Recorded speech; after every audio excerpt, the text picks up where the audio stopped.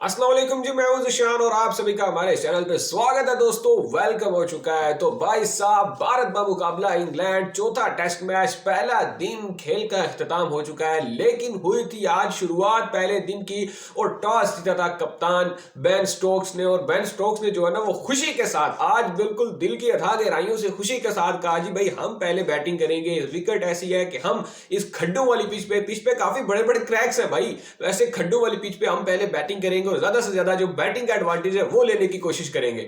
ऐसे ही ख्वाब देख रहा था मेरा स्टोक्स जानी, लेकिन उसको क्या पता था कि आज बुमराह नहीं है तो बुमराह की जगह कौन सी तोप खिला रखी है इंडिया ने। पहले ही कहा था भाई बीसीसीआई को, बल्कि मैंने ड्रेविड पांड को कहा था कि यार खुदा दा ना है बस मुकेश कुमार ना खिलाना भला वे होना था। उन्होंने मेरी गल मान ली, मतलब पता नहीं क्या मेरी पता नहीं उन्होंने सुनी है या किसकी सुनी है, लेकिन सुन उन्होंने ली है कि मुकेश कुमार को नहीं खिलाया बल्कि आकाशदीप लोंडे को खिला लिया। और क्या खेला है यार लड़का, बॉय ने पहले ही ओवर में पहले ही जो है ना वो अपने टेस्ट मैच में आके क्या खूबसूरत बॉलिंग की है। यकीन करो यार, देख के मजा आया बॉय की बॉलिंग को। और तो और जैक क्रॉली को तो 2 मरतबा बॉय ने आउट किया, सेलिब्रेशन भी पहली बार फुल कर दी थी, वो 9 बॉल निकल आई। 9 बॉल पे बॉय ने इतनी बड़ी जो उसकी किल्ली उड़ा के वहां तक फेंकी है। लेकिन उसके बाद जो बॉय ने बॉलिंग की है, जहां एक ही ओवर में 2 खिलाड़ी आउट किए हैं, ना उसने देखा है डकिट डुकिट को, ना ओली पोप को खड़ा होने दिया। भाई कमाल बॉलिंग की है बॉय ने। हाँ, एक चीज का थोड़ा दुख हुआ है, शर्मा जी से भी थोड़ी मिस्टेक हुई है कि सेशन पहला खत्म होने के बाद जब दूसरा सेशन लंच के बाद वाला जो सेशन था ना, उसमें उस बंदे को बॉलिंग जो है ना वो फौरन अटैक करवाना चाहिए था। मतलब सेशन खत्म होते ही लंच के फौरन बाद अगर आकाशदीप से अटैक करवाया जाता तो मेरे ख्याल में जरा कहानी कुछ और दिखाई देती। लेकिन शर्मा जी ने वहां पे स्पिनर लगाए रखे और रूट और फोक्स उस वक्त जो है ना वो बड़ा इजी होके स्पिनर्स को खेल रहे थे। खैर तो जी कहानी कुछ यूं है कि स्टोक्स जानी जो है वो अपना फुल चौड़े में था कि भाई आज तो जो है वो बैटिंग करेंगे और ये करेंगे वो करेंगे, फुल अपना बिल्ली के ख्वाब चिचड़ू के कुछ ऐसा ही सूरत हाल थी इनके साथ भी। लेकिन जी हुआ कुछ यूं के लंच होने तक इंग्लैंड की टीम के 5 खिलाड़ी जो थे वो आउट हो चुके थे और इंडिया जो था वो उस वक्त तक टेस्ट मैच पर पूरी तरह हावी हो चुका था।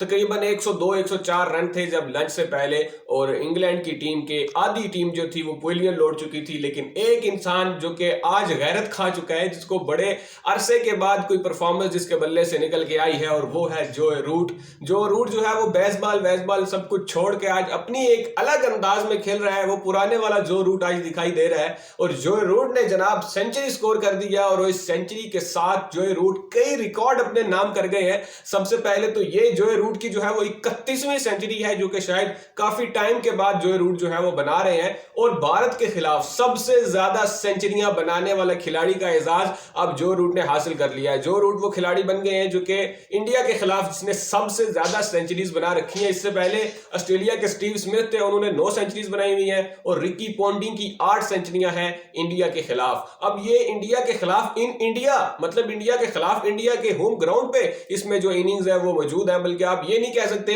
कि सिर्फ इंग्लैंड के ग्राउंड पे खेला है, ये किया है वो किया है, बल्कि जो रूट ने तो डबल सेंचुरी भी की थी पिछली जो सीरीज हुई थी इंडिया वर्सेस इंग्लैंड की, उसमें जो कि इंडिया के होम ग्राउंड पे हुई थी, उसमें जो है रूट ने डबल सेंचुरी भी की थी। तो बड़ी जो है वो अच्छा लगा जो है रूट की बैटिंग देख के, जिस तरह से टेल के साथ इन्होंने बैटिंग की। ज्यादातर जो है वो टॉम हार्टली और जो दूसरे खिलाड़ी हैं ओली रॉबिन्सन वगैरह, इनके साथ ही जो है रूट हमें खेलते हुए दिखाई दी। जो है रूट की और बेन फोक्स की जो पार्टनरशिप थी वो बड़ी शानदार हुई थी। लेकिन इसका भी भाई मैं कह रहा हूं ये थोड़ी बहुत जो है ना बॉलिंग थोड़ी बहुत वहां पे हल्की हो गई थी, वरना इंडिया ने फुल आज पकड़ के रखा था सुबह से। आकाशदीप ने जब बॉलिंग शुरू किया ना तो बॉय टिपिकल फास्ट बॉलर था, बिल्कुल वही स्टाइल वही अंदाज। वो एक बॉलर जब भट्टी में पक कर आता है ना डोमेस्टिक क्रिकेट की, वो कहते हैं ना डोमेस्टिक क्रिकेट की भट्टी में जब तुम पक कर आओगे तो फिर तुम्हारा जो असल कमाल दिखेगा। बिल्कुल ऐसा ही कुछ सीन हुआ है आकाशदीप के साथ ही। बॉय इतना लंबा अरसा डोमेस्टिक क्रिकेट खेलने के बाद जब इंटरनेशनल में आया है तो उसने आकर दिखाया है कि भाई बॉल करवाई कैसे जाती है। बिल्कुल एक चैनल पे बिल्कुल एक लाइन और लेंथ के साथ perfect bowling fast bowling boy ने स्टार्ट में की है।